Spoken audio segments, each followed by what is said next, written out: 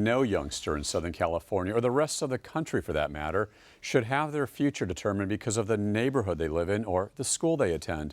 Unfortunately, too often kids from poor, underserved areas, the wrong zip codes as it were, are at a severe disadvantage. Never has this divide been so glaring with digital technology.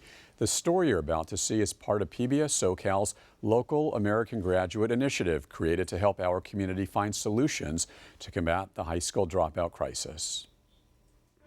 This program is part of PBS SoCal's Local American Graduate Initiative. Let's make it happen. Near the 10 and 110 freeways, a few miles outside of downtown, this is what South Central LA looks like today. In 1992, much of this community was decimated by the riots after the Rodney King verdict. Sadly, over 2 decades later, this often forgotten and neglected inner city still bears the scars of the aftermath. Abandoned lots, burned out buildings, remnants of once busy streets. Miraculously, though, out of the ashes was born a place called home, located on South Central Boulevard. This education nonprofit serves hundreds of underserved kids a day, from elementary school through high school, providing everything from tutoring, counseling, and mental health help to athletics, music programs, and the arts. It hasn't been easy these past 20 years for both a place called home and the families who live here. South Central is permeated with low wages, unemployment, generations of gang violence, and high drug and alcohol use.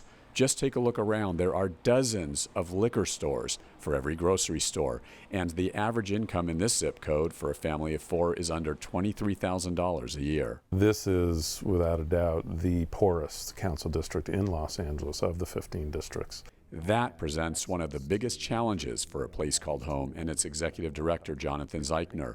It's what's referred to as the education digital divide. Simply put, families around here don't have the money to buy their children things like laptops or iPhones or internet access. So Zeichner and his organization have to figure out a way to get youngsters into the tech generation. What we see is that probably somewhere in the neighborhood of half of our kids do not have a computer at home that is hooked up to the internet.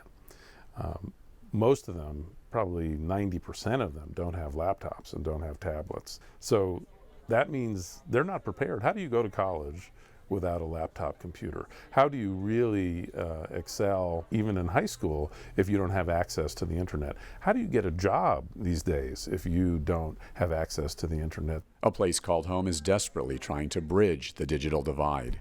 We have 2 computer labs currently. One serves our dropout recovery program, which is a high school. These are young people who've dropped out or been kicked out of school. Some are coming out of the juvenile justice system. And when they're here, they have access to working computers and to the Wi-Fi. We also have a study hall where we teach computer literacy, computer sciences, typing, skills that are going to be useful out in the job market or if you get to college. And we're building a new teen center right now, which will have 60 laptops. You won't find 17-year-old Zenon Iglesias palling around with his friends after school on these city streets.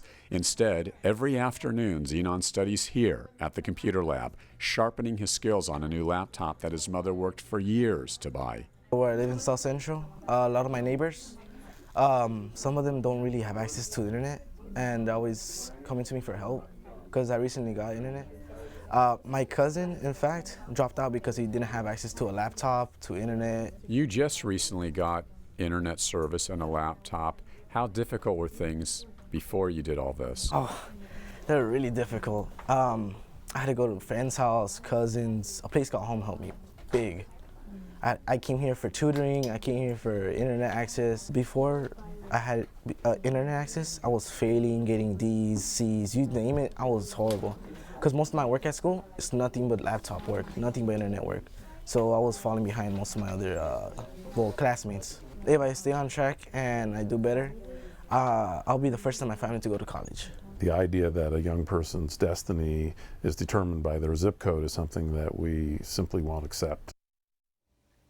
Now, I do want to let folks know a place called home is launching an amazing effort to provide a new laptop to every freshman they send to college through their own college scholarship program. And so far, that's been about 300 students from the South Central LA area. So if you want to send a donation to help that cause or simply find out more about the organization or volunteer, all the information is there on the website at apch.org. Again, that's apch.org.